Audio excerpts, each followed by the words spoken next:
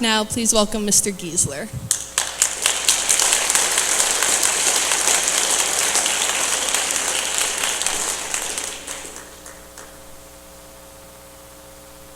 All right, thank you, Maddie. First of all, a huge congratulations to the class of 2019.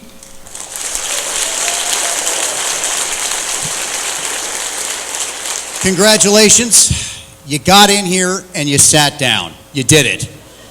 2 days worth of rehearsals to get that done. It wasn't easy, folks. I'm going to tell you, I was here to watch the whole thing. It was kind of a mess at the beginning. They're training them like to wait to sit down with the baton, and you got people coming in and sitting down and realizing everybody around them still standing up. Talking to you, Ruth Barron, you know who you are. Yeah. And then one, and I'm not making this up, this actually happened. We had them filling in a rehearsal, and we reached the end of a row, and the last seat is taken, and the next student, then honest to God, attempts to sit down in the lap of the person at the end of the row. This happened. We're graduating them in 7 days, folks. Well, anyway, so thank you for having me. Here's the thing. If I can't say it in 7 or 8 minutes, then I probably have no business saying it at all. And at the same time, I want to tell you something important. You guys are about to head off into the great big world, and I want to leave you with that one thing that speech people are supposed to say that will somehow dictate life's ultimate success. And this is not an easy task. But I thought about it, and then all of a sudden it hit me, and it was a no-brainer. Because, well, I share a bed with her. So it goes like this. Listen. Choose your life partner well. Because if you do, that person will be there for you in your darkest moments, holding a flashlight, saying, "Come on, I know the way out of here." Each of you will soon exit this school and step out into the waypoint of infinite possibilities. Who you choose as that special person you're going to share your life with will make huge determinations on the outcome of your potential. And I don't care whether you're lesbian, gay, straight, bi, transgender, questioning, asexual, whatever it is. It doesn't matter. It's going to happen. Now, to be clear, having a life partner is not the measure of life's success. It's just something that happens. It's just something that mammals do. Most of you are going to elect to spend the rest of your life with some special person, whether you plan to or not. I mean, you're not going to wake up some morning and go, "Oh my God, I've got a husband." If you do, consider toning down your weekends just a little. Catch a movie, do some laundry, I don't know. But nonetheless, whoever your life partner is, he or she will be very much going to shape you and all that you become. Now, to be clear, you can't change someone. The material has to already be there, but the right husband, wife, call it what you will, it doesn't matter, can make you the best you. Here was my pick. Time now? No. Nope, she's not going. Okay. My wife, Phoebe VanScoy Giessler. There she is, right? Yeah, I know. Behold the ravages of age, people. Yeah. That was 2000. Things have changed since then. Every victory, every accomplishment, every truly great moment in my life can be found in the days after I met her. She is perhaps the finest person I've ever known, and at every turn, she has brought out the absolute best in me. Sometimes that's not saying much, but she's done so by constantly challenging my ideas while still consistently supporting my decisions and goals, even when she doesn't necessarily agree with them. And I, in return, have tried to be that same person for her. And I'm not talking about some abstract marriage here. Do we love each other? More than life itself. She's very easy to love. And she must love me, else there'd be absolutely no reason for her to be sticking around for as long as she has.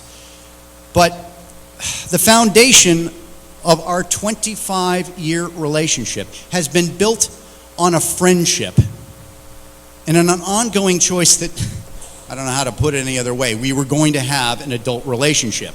It's one that's first based on a dedication and support to one another, then by extension to our children, and then finally to the world around us. This is a choice you can screw up. It can happen. Just ask Larry King. He's been married 8 times.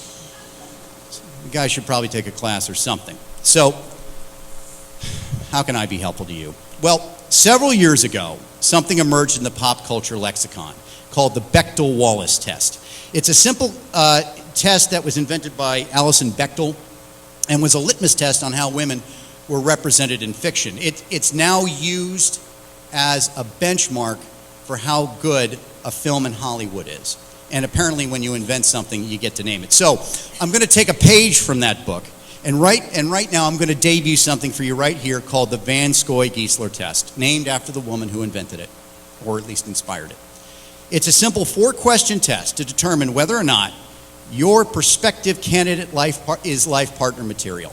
Now, just as a disclaimer, it is not meant to be a test if you love someone. Love has to be a prerequisite for this test.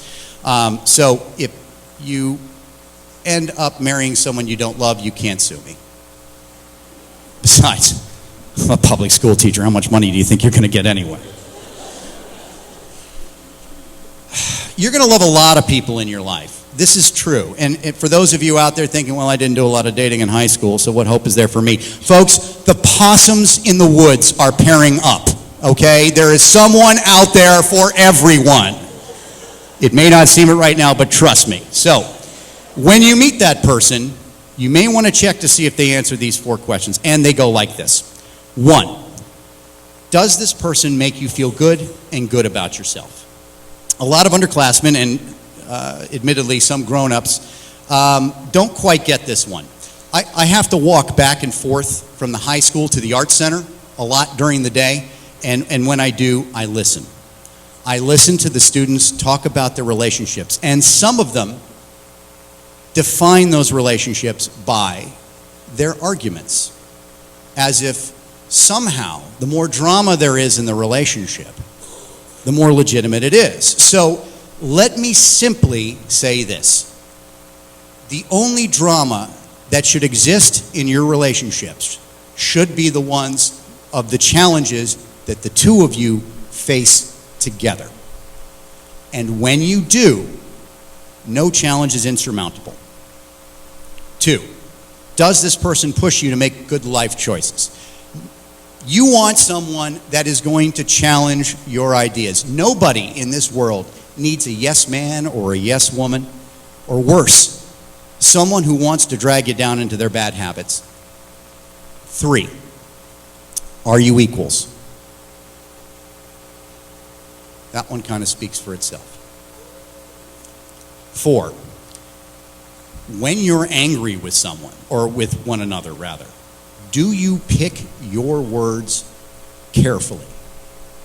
Put another way, when you're angry at one another, do you let all those little hurtful words in your brain just explode out of your mouth? Remember that especially with the ones you love, that words can do damage.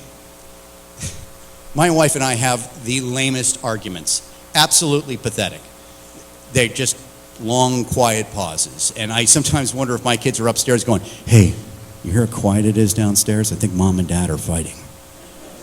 It's because we're picking our words very carefully. So, these are the 4 questions I might humbly pitch to you before you decide to eventually, settle down. And any of you thinking that you need to settle down in the next 5 to 7 years, cut it out or I will punch you.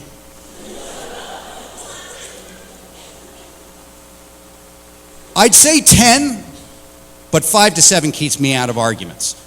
Now is the time to lean in and push back hard from the shore, away from here, to places that will scare the absolute wits out of you. I run into far too many people who refuse to leave this area code. You know, don't get me wrong. If you, when you're 30 and you decide to settle down, you decide to do so back here, consider yourself lucky. I know I do. But now is not that time. Now is the time for you to go out and have your adventures and make your fantastic mistakes. We can't teach you anymore here. You can't learn anymore here. But when you do settle down, don't settle. Find someone that is as excellent as you. And the two of you together will do excellent things. The faculty and staff here, as they send you forth with all their best wishes, best hopes, and love. May your lives be filled with all of that. Thank you.